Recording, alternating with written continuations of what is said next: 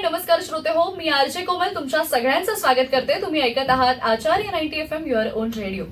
श्रोते हो, आपण आपल्या आचार्य 90 FM च्या माध्यमातून विविध कार्यक्रम हे आपल्या सगळ्या श्रोत्यांसाठी घेऊन येत असतो. आणि आत्ताचा जो कार्यक्रम आहे तो खरं तर अहिल्याबाई होळकर यांच्याविषयी आहे. अहिल्याबाई होळकर यांच्या त्रिजन्म शताब्दी वर्षानिमित्त आपण एक विशेष उपक्रम राबवत आहोत आणि यामध्ये अहिल्याबाईंचं जीवन कसं होतं, अहिल्याबाईंचा जीवन प्रवास कसा झालेला आहे किंवा त्यांच्याबद्दलच्या ज्या बारीक सारीक गोष्टी आहेत किंवा त्यांचं जीवनचरित्र आहे ते आपण जाणून घेण्याचा प्रयत्न करत आहोत. आणि मला सांगायला अतिशय आनंद वाटतोय की अहिल्याबाई एक अतिशय जाज्वल्य असा आदर्श होत्या सगळ्यांसाठी. आणि आज आपल्या आजच्या या सत्रांमध्ये विनीता गर्गे मॅडम आज आपल्याला वक्त्या म्हणून लाभलेल्या आहेत. गेली 32 वर्ष त्या शाळांमध्ये हेड क्लार्क म्हणून काम करत होत्या. 2018 साली त्या सेवानिवृत्त झाल्या. बीएमसी एडेड स्कूलमध्ये त्यांनी हेड क्लार्क म्हणून काम केलेलं आहे. आता सध्या म्हणजे सेवानिवृत्त झाल्यानंतर आणि त्या अगोदरपासूनच समाजकार्य किंवा एकंदरीत कलात्मक गोष्टींची त्यांना आवड होती आणि त्यामुळे त्यांनी बाल विकास भगिनी मंडळ, चेंबूर महिला समाज, टिळकनगर सिनियर सिटीझन आणि कलारंग अशा संस्थांचीच त्या जोडल्या गेलेल्या आहेत आणि अशा संस्थांमध्ये अशा कार्यरत आहेत. आणि एकंदरीतच आता अहिल्याबाईंविषयीच्या ज्या काही गोष्टी आहेत, अनेक गोष्टी आहेत, म्हणजे अनेक बारीक सारीक असे त्यांचे पैलू आहेत, त्या गोष्टी आपण जाणून घेत आहोत. आणि व्रतस्थ विरागी राणी अहिल्याबाई होळकर त्या कशा होत्या किंवा हा जो लेख आहे तो आता आपण जाणून घेणार आहोत. अहिल्याबाई यांचे योगदान भारताच्या इतिहासात इतके महत्वपूर्ण आहे की आजही त्यांच्या या योगदानाचे आपण कृतज्ञतेने स्मरण केले पाहिजे. वैयक्तिक आयुष्यात कोसळणारी संकटे कितीही कठीण असली तरी अहिल्याबाई समाजासाठीच खंबीरपणे वाटचाल करत राहिल्या. तर अशा ह्या व्रतस्थ विरागी राणी अहिल्याबाई होळकर नेमक्या होत्या तरी कशा हे आपण जाणून घेणार आहोत विनीता गर्गे मॅडम कडून.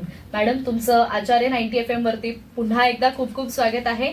आणि आता विनीता मॅडम जो आपल्या समोर लेख सादर करणार आहे तो आहे एकता मासिकातील शेफाली वैद्य यांचा हा लेख आहे आणि तो आता आपल्या सगळ्या श्रोत्यांसमोर त्या सादर करत आहेत. धन्यवाद कोमल.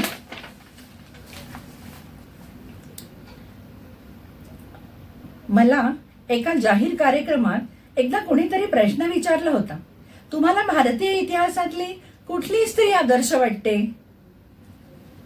मार्मिक प्रश्न होता. अगदी ब्रह्मवादिनी गार्गी आणि मैत्रेयीपासून झाशीच्या राणीपर्यंत भारतीय इतिहासात आदर्शवत वाटू शकणाऱ्या खूप स्त्रिया आहेत. पण त्या प्रश्नाचं उत्तर म्हणून माझ्या डोळ्यासमोर सगळ्यात पहिल्यांदा आली ती एक शुभ्र वस्त्रावृता, विलक्षण बोलक्या डोळ्यांची एक कृश स्त्री जी आयुष्यभर केवळ इतरांसाठी जगली. नगर जिल्ह्यातल्या जामखेडच्या चौंडी गावच्या एका साध्या धनगर कुटुंबातली ही चुणचुणीत मुलगी. थोरले बाजीराव आणि त्यांचे विश्वासू सेनापती मल्हारराव होळकर यांच्या दृष्टीला काय पडले, तिची कुवत त्यांच्या पारखी नजरेला काय समजते आणि त्यांच्या एकुलत्या एक मुलाची पत्नी म्हणून ती इंदोर संस्थानात काय येते आणि पूर्ण देशाच्या इतिहासात स्वतःचे नाव काय कोरते, सारच अद्भुत. 1754 मध्ये अहिल्याबाईंचे पती खंडेराव कुंभेरीच्या लढाईत मृत्युमुखी पडले. त्यानंतर 12 वर्षांनी मल्हारराव होळकरांचा मृत्यू झाला. 1766 पासून 1795 पर्यंत म्हणजे स्वतःच्या मृत्यूपर्यंत अहिल्याबाई होळकरांनी माळव्याचे शासन केले. त्यासाठी आवश्यक असलेले प्रशासकीय आणि लष्करी शिक्षण मल्हारराव होळकरांनी त्यांना दिले होते. आपल्या ह्या कर्तबगार सुनेच्या कर्तृत्वावरती मल्हाररावांचा दृढ विश्वास होता, जो वेळोवेळी मल्हाररावांनी अहिल्यादेवींना लिहिलेल्या पत्रात स्पष्ट दिसून येतो. अहिल्याबाईंना त्यांच्या खाजगी आयुष्यात सुखाचे फार कमी दिवस लाभले. त्यांचे पती फार लवकर गेले. इंदूर माळवा संस्थांची राजधानी. मल्हारराव होळकरांनी आपल्या कर्तबगारीने उभारलेलं तत्कालीन मध्य भारतातलं एक इवलस संस्थान होते.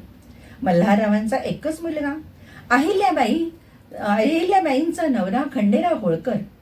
कुंभेरीच्या लढाईत खंडेराव तोफेचा गोळा वर्मी लागून मृत्यू पावले. तत्कालीन प्रचलित चालीरीतीप्रमाणे अहिल्याबाई त्यांच्या मागे सती जायला निघाल्या.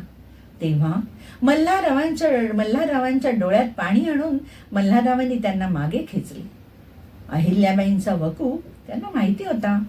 पुढे पूर्ण राज्यकारभार मल्हाररावांनी आपल्या या कर्तबगार सुनेच्या हाती दिले. अहिल्याबाईंनी सासऱ्यांचा विश्वास सार्थ ठरवत आपलं इंदूर संस्थान तर उत्तम प्रकारे सांभाळलंच, पण त्यांच्या पदराची सावली फार मोठी होती. देशभरातल्या हिंदू जनतेसाठी अहिल्याबाईंनी जे काम करून ठेवलंय तसं काम क्वचितच दुसऱ्या कुठल्याही भारतीय राजा किंवा राणीनं केलेलं असेल.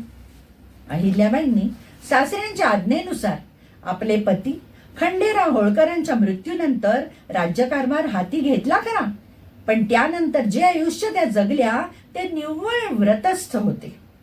त्यांना दीर्घायुष्य लाभले.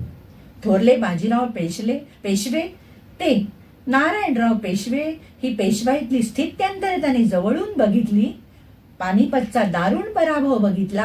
राघोबा दादांची कारस्थाने बघितली. ब्रिटिशांची भारत देशावरची हळूहळू घट्ट होणारी पकड बघितली.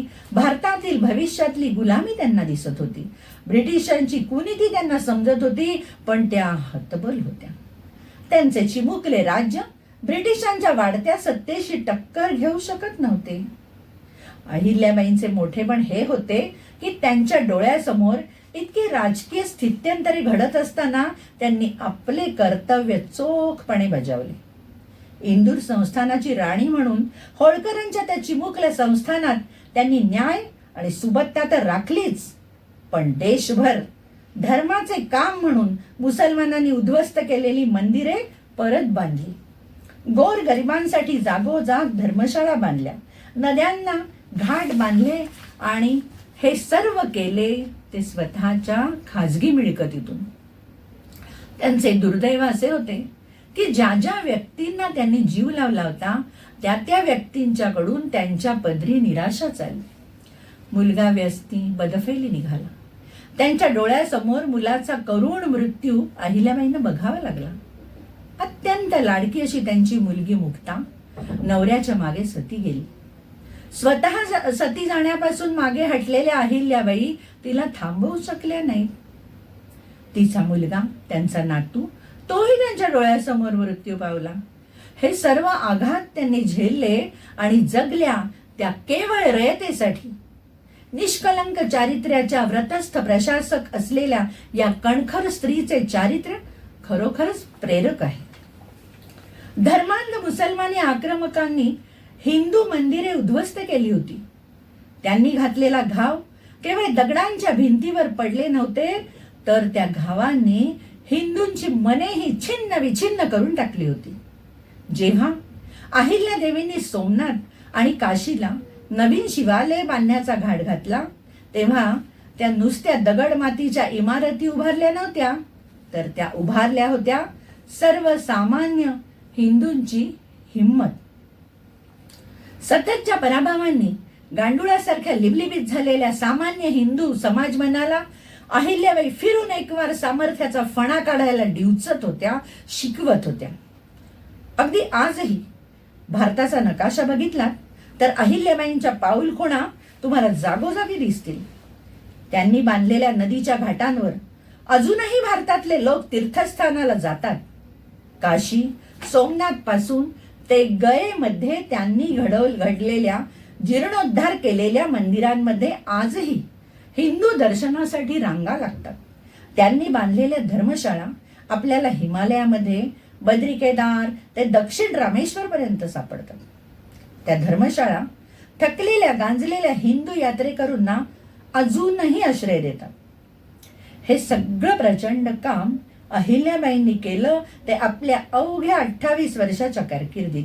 स्वतः व्रतस्थ राहून, आपल्या वैयक्तिक गरजा अत्यंत कमी करून, आपल्या खाजगी मिळकतीमधील पैसा वापरून अहिल्याबाईंनी धर्मासाठी हे डोंगरा एवढं काम केलंय.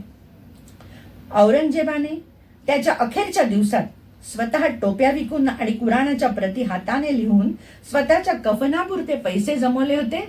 याचे गोडवे आपण खूप वेळा ऐकलेत. पण अहिल्याबाई कित्येक वर्ष एकभुक्त राहिल्या. राणी असूनही काठपदर नसलेल्या साड्या, पांढऱ्या महेश्वरी सुती साडी खेरीज त्यांनी अंगाला दुसरं वस्त्र कधीही लागलं नाही.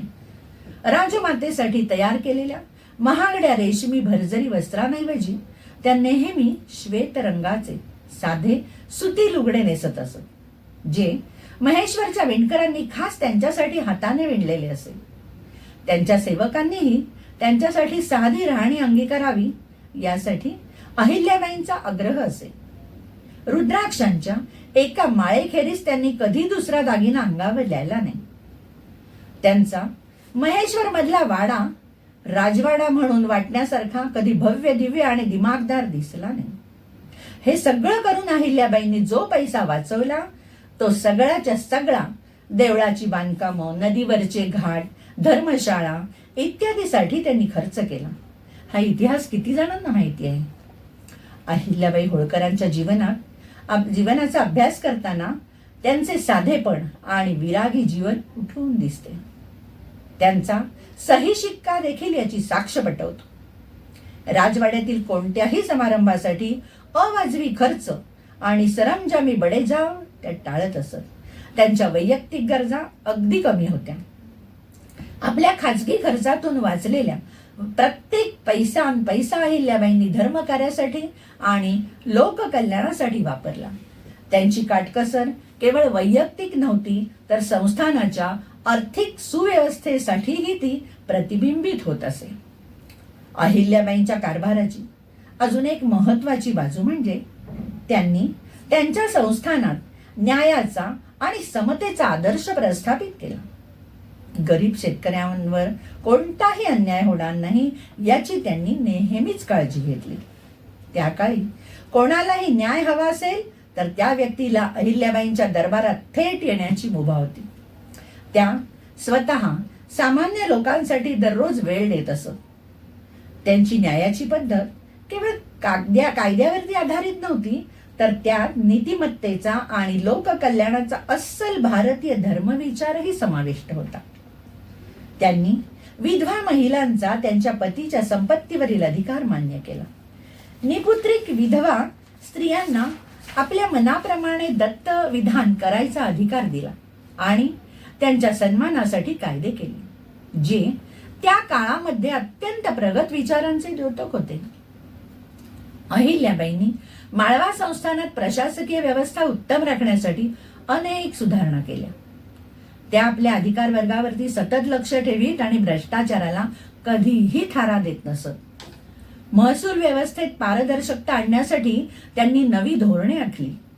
शेतकऱ्यांना करांमध्ये सवलती दिल्या आणि दुष्काळाच्या वेळी शेतकऱ्यांना मोफत धान्य सुद्धा पुरवले. तसेच त्यांनी गडकोट, तलाव, कालवे आणि रस्त्यांच्या बांधकामालाही प्रोत्साहन दिले. त्यांचा उद्देश होता त्यांच्या राज्यातील प्रत्येक नागरिकाला किमान सुविधा देऊन सुस्थिती ठेवणे आणि शाश्वत विकासाला चालना देणे. महेश्वरमधील विणकरांच्या कामाला प्रोत्साहन देण्यासाठी त्यांनी विशेष प्रयत्न केले. त्यासाठी त्यांनी गुजरातच्या विणकरांना बोलावून महेश्वरमध्ये पेठा उघडून दिल्या. महेश्वरी साड्यांची निर्मिती आजही माळव्याच्या स्थानिक अर्थव्यवस्थेचा महत्वाचा भाग आहे. अहिल्याबाईंनी विणकरांना प्रोत्साहन देण्यासाठी त्यांना आर्थिक मदत केली आणि त्यांच्या उत्पादनांसाठी बाजारपेठा उपलब्ध करून दिल्या. स्थानिक उद्योगांना पाठबळ देणे हे त्यांच्या धोरणाचे वैशिष्ट्य होते. अहिल्याबाईंनी हिंदू धर्मासाठी केलेले कार्य केवळ मंदिराच्या जीर्णोद्धारापुरते मर्यादित नव्हते.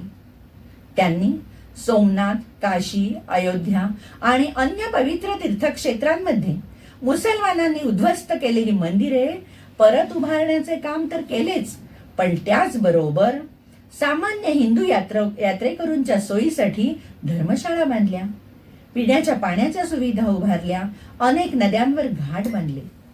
भारताच्या पवित्र तीर्थस्थळांना जोडणाऱ्या रस्त्यांची देखभाल करण्यासाठीच त्यांनी विशेष निधी उपलब्ध करून दिला होता.